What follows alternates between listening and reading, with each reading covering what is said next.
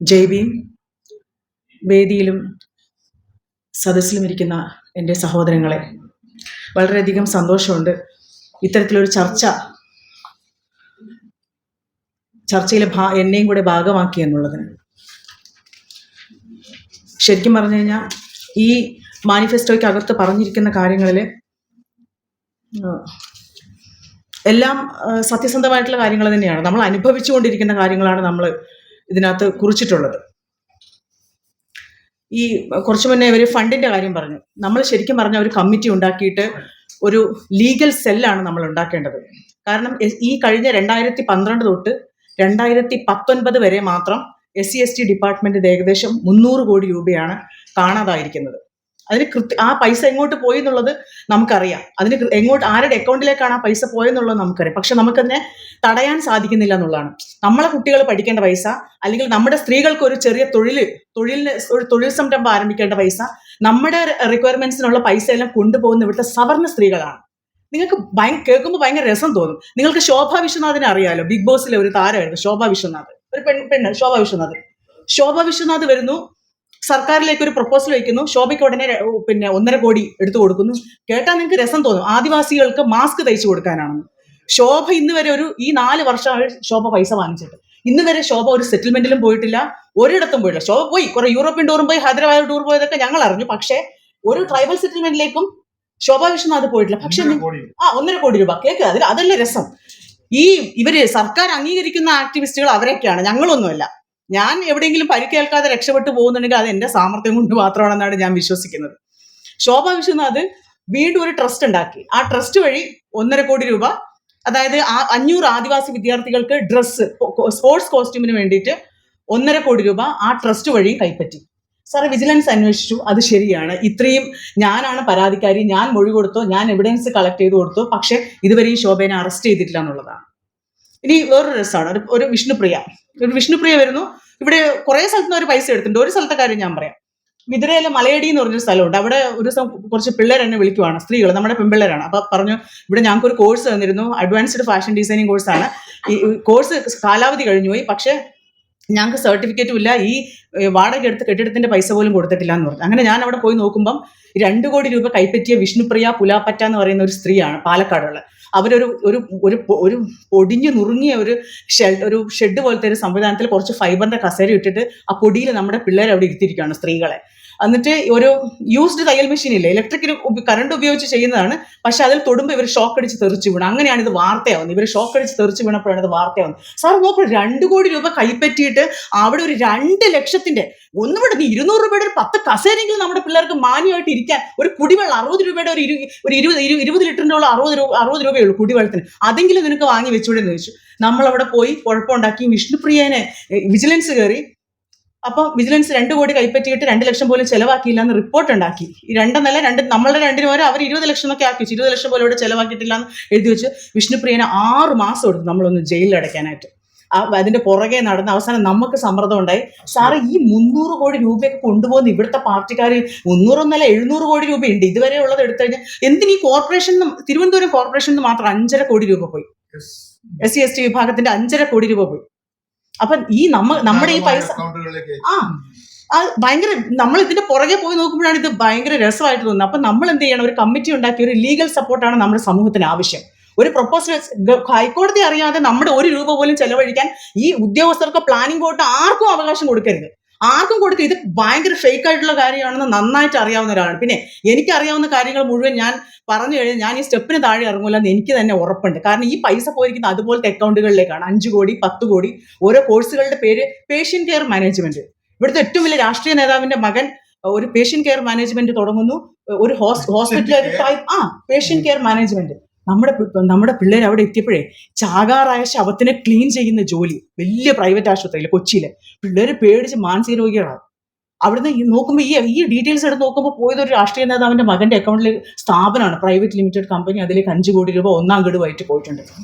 5 കോടി. അപ്പൊ നിങ്ങളൊന്ന് ആലോചിച്ച് നോക്ക്, നമ്മളെ ശരിക്കും വിഡ്ഢികളാക്കുവാണ്. കഴിഞ്ഞ ദിവസം ഇന്നലെ ഞാൻ ഇപ്പൊ ഇങ്ങോട്ട് വന്നത് ഈ കോവളത്ത് നിന്നാണ്. എന്ന് വെച്ചാൽ കോവളത്ത് ഒരു 11 വയസ്സുള്ള കുട്ടിയെ റേപ്പ് ചെയ്തു. 52 വയസ്സുള്ള ഒരാളാണ് റേപ്പ് ചെയ്തത്. അപ്പൊ അച്ഛനും അമ്മയും അവർക്ക് കിടക്കാനൊരിടവില്ല. ഒരു ദിവസം ആ സ്ത്രീ കൂലിപ്പണിക്ക് പോയി അവർക്ക് ജീവിക്കാൻ പറ്റൂല. ആ കുഞ്ഞിനെ ഒരു പോലീസ് ജീപ്പിൽ കയറ്റാൻ പാടില്ല. അപ്പൊ ഒരു ഓട്ടോ പിടിച്ച് ഒരു മെഡിക്കൽ എടുക്കാൻ പോകാനോ ഒരു 164 മജിസ്ട്രേറ്റിന് അടുത്തൊരു ഓട്ടോ പോലും ഇല്ലാത്തൊരു മനുഷ്യർ ജീവിച്ചിരിക്കുന്ന കാലമാണിത്. ഈ പൂജപ്പുരയിൽ നമ്മുടെ ഒരു സ്ത്രീയുടെ ഭർത്താവ് വഴിയിൽ വീണ് മരിച്ചുപോയി. അപ്പൊ ആരോ എടുത്ത് മെഡിക്കൽ കോളേജിൽ കൊണ്ടുപോയിട്ട് അവിടുന്ന് ഈ മോർച്ചറിയിൽ നിന്ന് ഒരു ആംബുലൻസ് ഈ മുട്ടട ഈ ഈ കത്തിക്കുന്നില്ല, ബോഡി കത്തിക്കുന്ന ശ്മശാനത്തിലേക്ക് കൊണ്ടുപോകാനായിട്ട് അവർക്ക് ആംബുലൻസിന് പൈസയില്ല. മുട്ടത്തറ ഒരു വെള്ളം മുണ്ട് മേടിക്കാൻ പൈസയില്ല. ഇത് റിയാലിറ്റിയാണ്. സർക്കാർ വലിയ വലിയ പദ്ധതികൾ വളരെ ഭംഗിയായിട്ട് നടത്തും. പക്ഷെ ദളിതരുടെയും ആദിവാസികളുടെയും കാര്യം വരുമ്പോൾ ഇത് ഭയങ്കരമായിട്ട് ഇവരെല്ലാം അധികാരമില്ലാത്തവരെ പോലെ അങ്ങ് ഇരിക്കും. ഞാനല്ല ഇത് ചെയ്യേണ്ടത് എന്നുള്ള രീതിയിൽ അധികാരമില്ലാത്തവനെ പോലെ ഇരിക്കുകയാണ് നമ്മുടെ മുമ്പിൽ മാത്രം. സത്യമല്ലേ സാറേ ഇത്? എത്ര നാൾ ഈ മനുഷ്യരിങ്ങനെ കഴിയും? ഏതാണ്ട് 2011 തൊട്ട് 2023 വരെ 7500 കോളനികളിൽ കയറി ഇറങ്ങിയ ഒരാളാണ് ഞാൻ. അതിനുശേഷം ഇപ്പുറത്തോട്ട് എന്റെ ആരോഗ്യ പ്രശ്നങ്ങൾ എനിക്ക് ഞാൻ അധികം യാത്ര ചെയ്യുന്നത് നിർത്തി. പക്ഷെ ഞാൻ അന്ന് കണ്ട ആ മനുഷ്യർക്ക് ആ വീടുകൾക്ക് ഒരു വയനാട്ടിൽ ഞാൻ 2015 പോയ ചീപ്രം കോളനി ഇന്നും ആ ഒരു ഡാമിന്റെ സൈഡിലാണ് ആ കോളനി. ഇന്നും ആ ടാർപോളിൻ ഷീറ്റ് കെട്ടിയ കുടിലുകൾ അവിടെ അങ്ങനെ തന്നെയുണ്ട്. അതിൽ കുറച്ചുപേരെ പുനരധിവസിപ്പിച്ചു. അതങ്ങ് കാട്ടിലാണ്. അത് 6 കടന്നു പോകണം. നിങ്ങളൊന്ന് ആലോചിച്ച് നോക്കൂ. തോണി കടന്നു പോകുന്നിടത്ത് ആദിവാസികളെ പുനരധിവസിപ്പിച്ചിരിക്കുന്നു. അവിടെ ആന കയറും. ഇവർക്ക് രാവിലെ എണീച്ചിട്ട് ഈ 6 കടന്ന് ഇപ്പുറം വന്നാലേ തൊഴിലുള്ളൂ. അപ്പൊ എത്ര ഭീകരമാണ് നമ്മളുടെ പുനരധിവാസം പോലും, എത്ര ഭീകരമാണെന്ന് അറിയാമോ? നേരത്തെ ഭൂമിയുടെ കാര്യം പറഞ്ഞു. കവടിയാർ കൊട്ടാരത്തിന്റെ ഞാൻ ഈ ഭൂമിയുടെ മൊത്തം 5.5 ലക്ഷം ഹെക്ടർ ഭൂമി, ഹെക്ടറാണ്, ഏക്കറല്ല, ഹെക്ടർ ഭൂമിയാണ് രാജമാണിക്യം കമ്മീഷൻ റിപ്പോർട്ട് അനുസരിച്ചിട്ട് മിച്ചം ഇവർ സെർച്ച് ചെയ്ത് ഇപ്പൊ 4 ജില്ലയിൽ മാത്രം പിടിച്ചത്. ഈ ഭൂമിന്ന് സാറേ 50,000 ഏക്കർ ഭൂമി ഇരിക്കുന്നത് കവടിയാർ കൊട്ടാരത്തിന്റെ പേരിലാണ്. അത് ആരുടെ പേര്? അത് നമ്മൾ ഫോറിൻ കമ്പനീസ് നിയമപ്രകാരം അവര് രജിസ്റ്റർ ചെയ്തിട്ടിരിക്കുകയാണ് 50,000. കേരളത്തിലെ ഭൂമി ഫോറിൻ കമ്പനി നിയമപ്രകാരം ഈ കൊട്ടാരത്തിലെ ആൾക്കാർ രജിസ്റ്റർ ചെയ്തിട്ടുണ്ട്. അറിയാവോ? നിങ്ങൾ ഈ ഭൂമി സമരം പറഞ്ഞ് നിങ്ങൾ പാലക്കാട് ഞാനൊരു മംഗലം ഡാം എന്ന് പറഞ്ഞൊരു സ്ഥലമുണ്ട്, അവിടെ പോകണം. ആ മംഗലം ഡാമിന്റെ ഒരു വലിയ നമ്മൾ മുകളിലേക്ക് നോക്കുമ്പോൾ ഒരു പൊന്മുടി പോലെ വലിയൊരു ഹില്ല് കാണാം. അവിടെ മൊത്തം വെള്ളക്കുരിശ് അടിച്ചിട്ടുണ്ട്. മുകളിൽ വരെ വെള്ളക്കുരിശ് ഇങ്ങനെ ജാഥ പോലെ വെച്ചിട്ടുണ്ടാവും. അത് കയ്യേറിയ ഭൂമിയാണ്. ആ മംഗലം ഡാമിന്റെ തൊട്ട് താഴെ 2 വീടിനിടയിൽ ഒരു വീടിന്റെ അടുക്കള, ഒരു വീടിന്റെ സ്റ്റെപ്പ്, അതിനിടയിലായിട്ട് ഒരു കുഴിക്കകത്ത് 4 ശവം അടക്കിയിട്ടുണ്ട്. ഒരു കുഴിക്കകത്ത് 4 ശവം. അതായത് ഈ 4ാമത്തെ ശവം അടക്കുന്നതിന് മുമ്പ് ഈ 3ാമത്തെ ശവം അടക്കിയത് ഒരു 4 വയസ്സുള്ള കുഞ്ഞിന്റെ ആയിരുന്നു. അപ്പൊ ഈ 4ാമത്തെ ബോഡി അടക്കാനായിട്ട് ഇവർ എടുക്കുമ്പോൾ ആ കുഞ്ഞിന്റെ ശരീരം അഴുകിയിട്ടില്ല എന്നുള്ളതാണ്. ഇതാണ് ദളിതന്റെ. നമ്മളിൽ കുറച്ചു പേര് രക്ഷപ്പെട്ടിട്ടുണ്ട്. ആര്? 3 നേരം കഞ്ഞി കുടിക്കും. നമ്മുടെ എംപ്ലോയീസ് കഞ്ഞി കുടിക്കും. കുറച്ച് കൃത്യമായിട്ട് വരുമാനമുള്ള 10,000-15,000 രൂപ വാങ്ങുന്നവൻ പലചരക്കടകളുള്ളതുകൊണ്ട് നിലനിന്ന് പോകും. അതല്ലാത്ത ഒരു വിഭാഗം മനുഷ്യരിവിടെ ഉണ്ട്. അവർക്ക് സാമ്പത്തികമായിട്ട് കയറി വരാനുള്ള യാതൊരു സാധ്യതയില്ല. ഒരു ലൈഫ് പദ്ധതിയിൽ ഒരു 4 ലക്ഷം രൂപ വീട് കൊടുത്താൽ സാറേ റോഡില്ല. ഈ മെറ്റീരിയൽസ് ചുമന്നുകൊണ്ട് അവിടെ പോകുമ്പോഴത്തേക്ക് 4 ലക്ഷം രൂപയാവും. പിന്നെ എങ്ങനെയാണ് ഒരു വീട് പണി പൂർത്തിയാക്കുന്നത്? 1 രൂപ പോലും ലൈഫ് പദ്ധതിക്ക് കൂട്ടിയില്ല. ഇത് സത്യം പറഞ്ഞു കഴിഞ്ഞാൽ നമ്മൾ കൃത്യമായിട്ട് നമ്മൾ ഇവിടെ ഇരുന്ന് മോണിറ്റർ ചെയ്യാൻ പാകത്തിന് നമ്മളൊരു കമ്മിറ്റി ഉണ്ടാക്കി കോടതി വഴി ഇത് നടപ്പിലാക്കണം. അത് മാത്രമേ ഇത് നടക്കുള്ളൂ. നേരത്തെ പറഞ്ഞു ഇതുപോലെ ഒരു കുട്ടിയെ റേപ്പ് ചെയ്തിട്ട് തോക്ക് കാണിച്ച് റേപ്പ് ചെയ്തിട്ട് അത് പേടിച്ചിട്ട് പരാതി കൊടുത്തില്ല. അങ്ങനെ ആ കുട്ടി ആക്കുളം പാലത്ത് വീണ്ടും ഈ കൊച്ചിന്റെ വീട്ടിൽ പോയിട്ട് തോക്ക് കാണിച്ച് ഭീഷണിപ്പെടുത്തിയപ്പോൾ ആ കുട്ടി ആക്കുളം പാലത്ത് നിന്ന് താഴോട്ട് ചാടി. അങ്ങനെ സ്വിഗ്ഗിക്കാർ രക്ഷപ്പെടുത്തി. അങ്ങനെയാണ് ഈ കുട്ടി എൻ്റെ അടുത്ത് എത്തുന്നത്. ആ കേസ് പോലും നെടുമങ്ങാട് SC കോടതി 70 വർഷം അയാളെ ശിക്ഷിക്കാനുള്ള സെക്ഷൻ ഇട്ട് ട്രിവാൻഡ്രം സിറ്റി പോലീസ് കമ്മീഷണറുടെ നിർദ്ദേശപ്രകാരം നമുക്കത് ചെയ്തു തന്നു. FIR 70 വർഷം അവന് ശിക്ഷിക്കാനുള്ള വകുപ്പുകൾ ഇട്ട് തന്നു. പക്ഷെ നെടുമങ്ങാട് കോടതിയിൽ അവന് ജാമ്യം കൊടുത്തു. നമ്മളുടെ ആൾക്കാർ അവിടെ പോയി നിൽക്കുമ്പോൾ ആ ജഡ്ജി ഉണ്ടല്ലോ ഷാജഹാൻ, അവന്റെ ഒരു ചിരിയുണ്ട്. നമ്മളെ നോക്കി പുച്ഛിച്ച് നമ്മുടെ ഇരകളോടും വാദികളായിട്ടുള്ള മനുഷ്യരെയും നോക്കി ആ പ്രതികൾ എപ്പോഴും അനന്തര കാസ്റ്റുകാരായിരിക്കും. അപ്പൊ നമ്മളെ നോക്കി ഒരു പുച്ഛമുണ്ട്. എന്നിട്ട് ഈ പ്രതികളെ ഉപദേശിക്കണം, നിനക്ക് കോടതിയിൽ വന്ന് കീഴടങ്ങിയാലേ ഞാൻ ജാമ്യം കൊടുക്കുമല്ലോ. എന്നിട്ട് നമ്മുടെ പിള്ളേരെയൊക്കെ നോക്കി പുച്ഛിക്കുവാണ് അവൻ. ഇവനൊക്കെ നമ്മുടെ കഴിവുകൾ കൊണ്ടാണ് ഇങ്ങനത്തെ ജഡ്ജിമാരിക്കുന്നത്. 600 നിങ്ങൾ ഇവിടെ ഈ 10 വർഷം കൊണ്ട് ഏത് കേസാണ് SC ശിക്ഷിച്ചിട്ടുള്ളത്? മധുവിന്റെ കേസ് ശിക്ഷിച്ചു. അതിന് നമ്മൾ 1-ാം തരമായിട്ട് തെച്ചു. അട്രോസിറ്റി പോലും നിലനിന്നില്ല. ഒരാളെ വനത്തുനിന്ന് കൂട്ടിക്കൊണ്ടുവന്ന് കൈ പുറകിൽ കെട്ടിവെച്ച് കൊല്ലണം എന്നുള്ള ഉദ്ദേശത്തോടു കൂടി 4 മണിക്കൂറാണ് അവനെ കെട്ടിയിട്ടത്. അവസാനം കൊന്നു കഴിഞ്ഞിട്ട് പോലും ആ അട്രോസിറ്റി പോലും അതിനകത്ത് നിലനിർത്താൻ പറ്റിയില്ല. നമ്മൾ എന്തൊരു മനുഷ്യരാണ്! ഞങ്ങൾ വെറും കാഴ്ചക്കാരാണ്. ഇങ്ങനെയും ഈ ലോകത്ത് ഈ 2026 ഞങ്ങൾ ഇങ്ങനെയാണ് ജീവിക്കുന്നത്. എന്തിനാണ് ഈ കോടതികൾ? ഒന്ന് മധുവിന്റെ കേസ് ശിക്ഷിച്ചിട്ടുണ്ട്. 2ാമത്തെ നെടുമങ്ങാട് കോടതിയിൽ ഒരു കേസ് എടുത്തത് ഈ പോത്തങ്കോട് ഒരു ഗുണ്ടയുടെ കാല് വെട്ടി.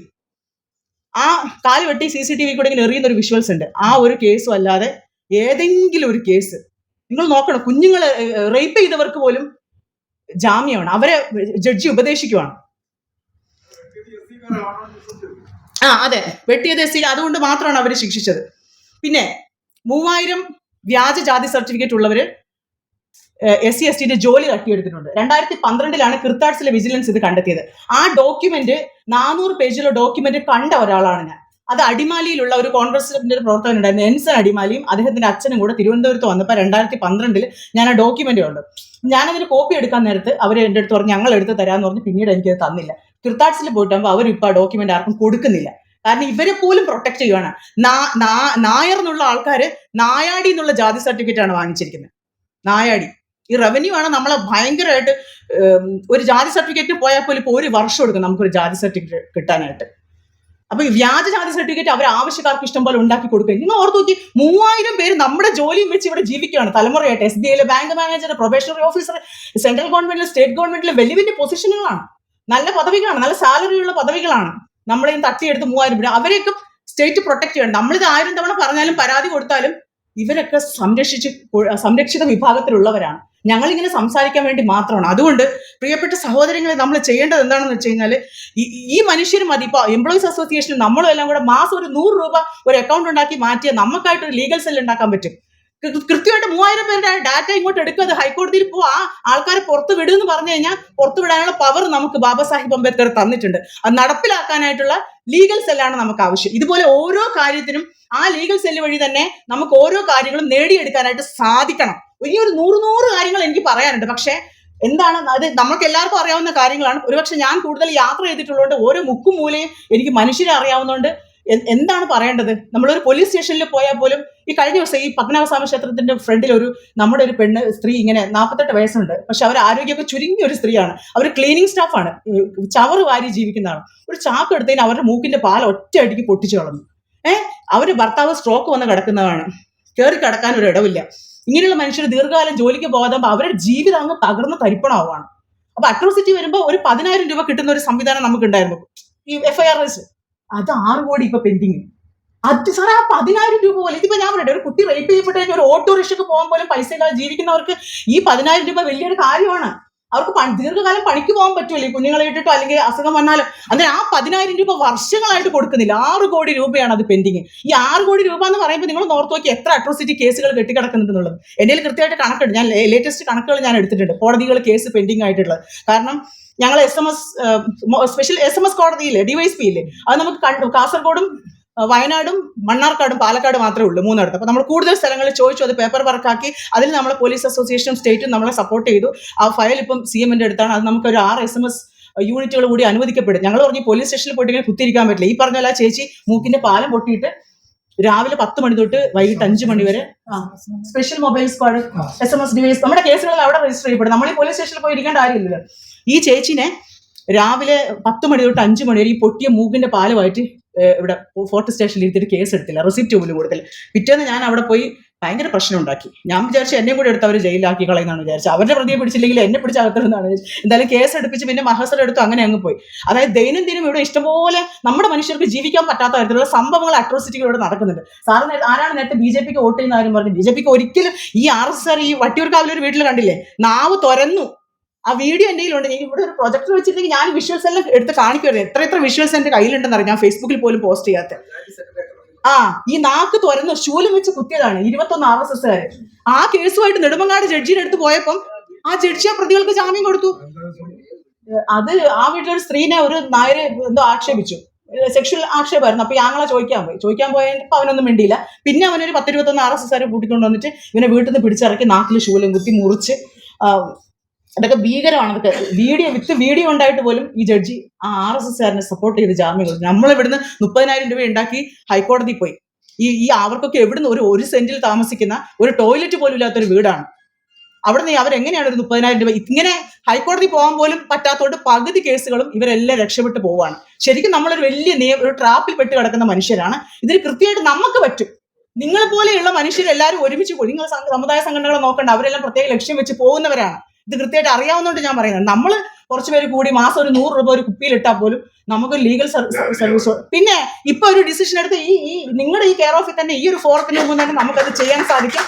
നമുക്കൊരു ലീഗൽ സെൽ ആവശ്യമാണ് നമ്മുടെ ആൾക്കാർക്ക് നീതി കൊടുക്കാനായിട്ട്. അതും ഒരു ഗതിയും പരഗതിയില്ലാത്ത മനുഷ്യരാണ്. അപ്പോൾ ഉറപ്പായിട്ടും നമ്മളത് ചെയ്യണം. ഇതിന്റെ ഫൈനലായിട്ട് ഇതിൽ വെച്ചിട്ടുള്ള ഓരോ പോയിന്റും ഇവരെ സർക്കാർ ഇത് കേട്ടില്ലെങ്കിൽ നമുക്ക് കോടതി വഴി മുഖാന്തരം നടപ്പിലാക്കാൻ സാധിക്കണം. അത് സാധിക്കട്ടെ എന്ന് മാത്രം പറഞ്ഞുകൊണ്ട് ഞാൻ എന്റെ വാക്കുകൾ നിർത്തുന്നു. ജയ് ഭീം.